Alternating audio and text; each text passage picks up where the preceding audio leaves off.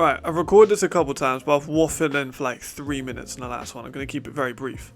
We are doing a Vienna Vikings gems. This is not all-stars. I went a little bit over the line maybe with one of them, because I think he is going to be an all-star, or potentially in the future. However, not the first players you think of. When you think of Vienna, you think of Ben Holmes, Torre, Horn, these guys, Jan-Philipp Bombeck, all these guys that are outstanding, Cole Coleman, Xavier Edwards, etc.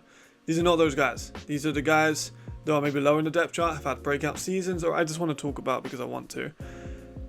Did this with Ryan, go and check that out, link in the description, championship game information, link in the description if you want to go to it, if you want to watch it, blah blah blah.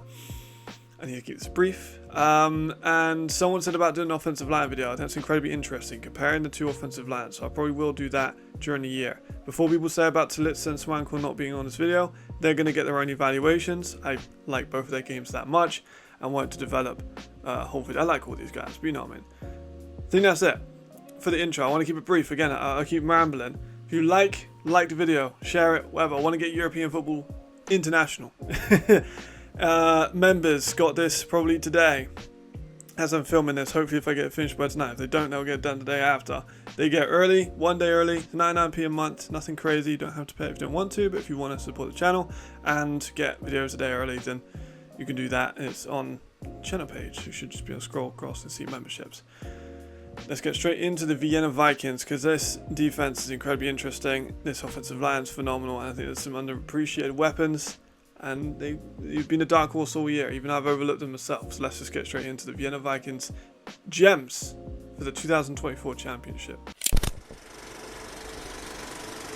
I want to make one thing very clear. I am a massive Johannes Schultz fan during this season. I think he stepped up excellently when Jordan Bill was injured. And I know Noah Torre did too, but so did Schultz. He shouldered some of that load when he got injured and received quite a good amount of targets. And he was on the team last year and he got a similar amount of yardage in terms of his reception yardage.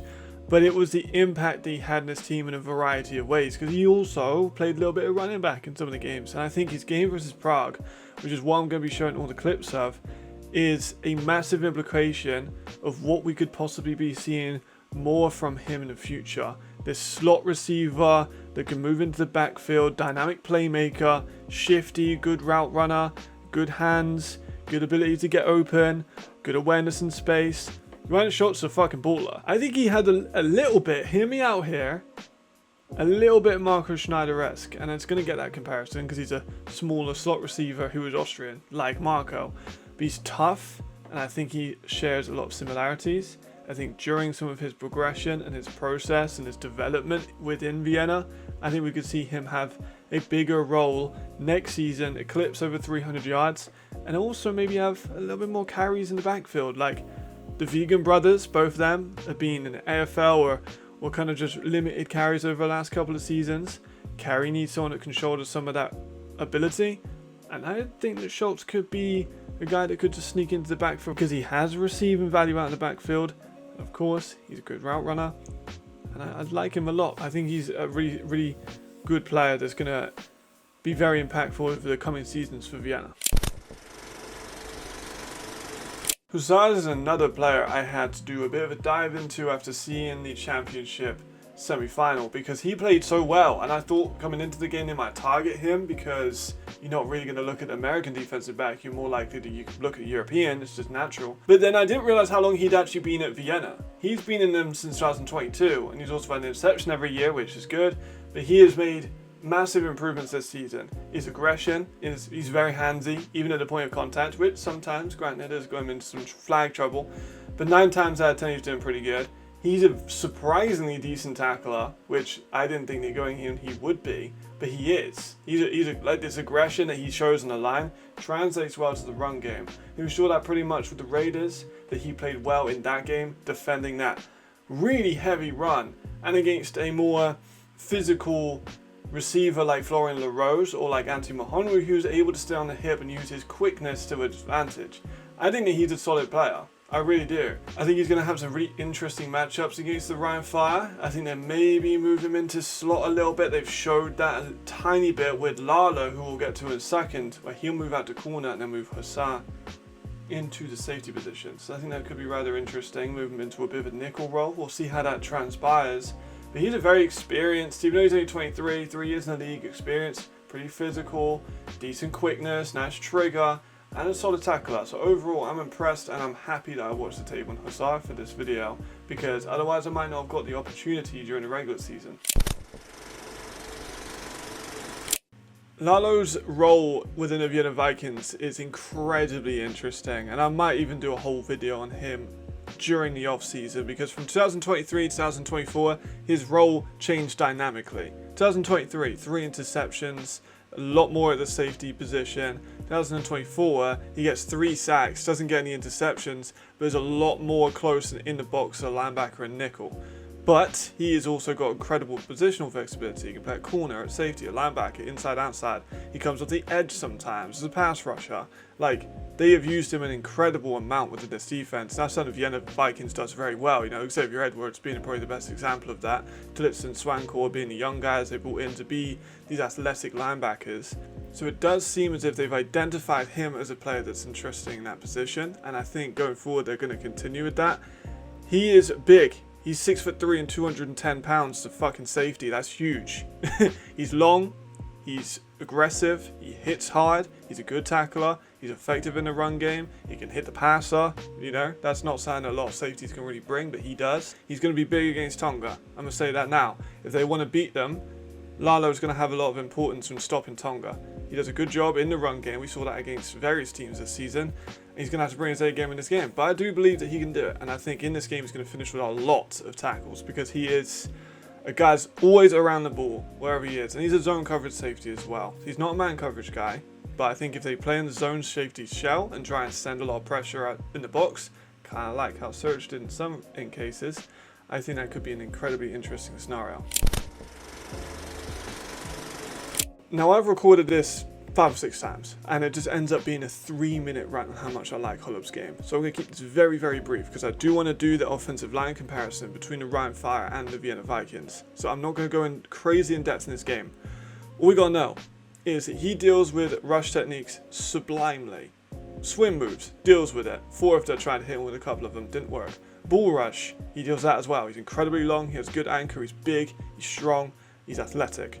Doesn't really work. Go and watch the Berlin game overall. He deals with Kyle Kitchens pretty well, and Kyle Kitchens is a most likely 3-time Defensive Player of the Year award winner.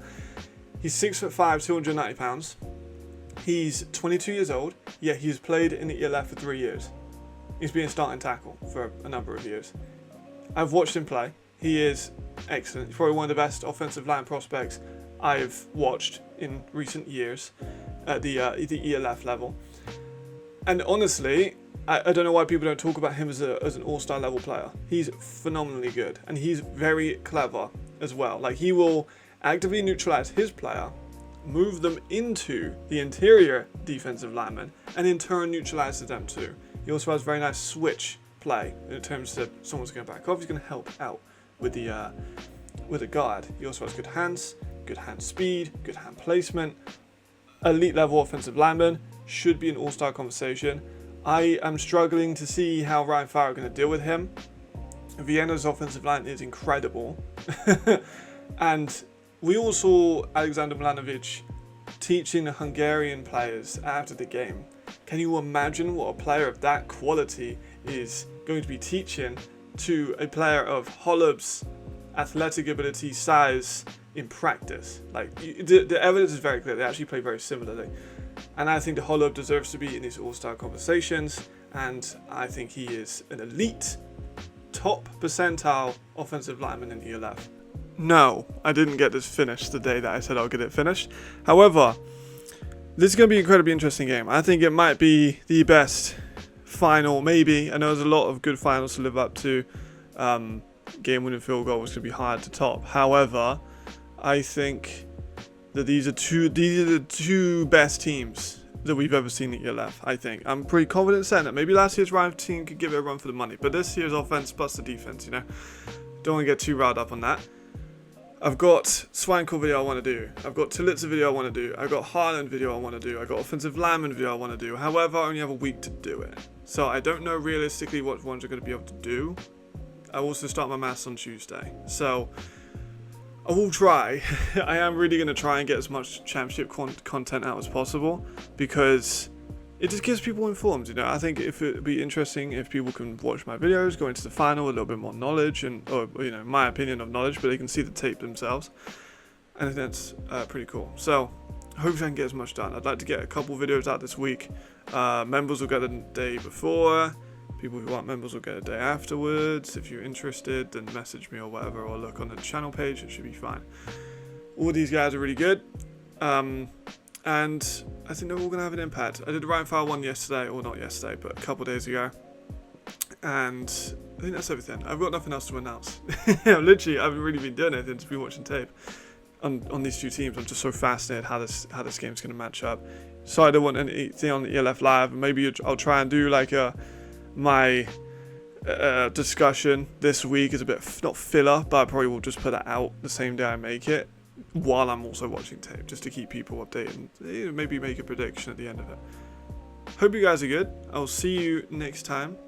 I will probably have the Haaland video done by then, because I need to start watching tape and tracking everything. So anyway, I'm getting sidetracked again. Stay sharp. See you later. Thank you for watching, and goodbye.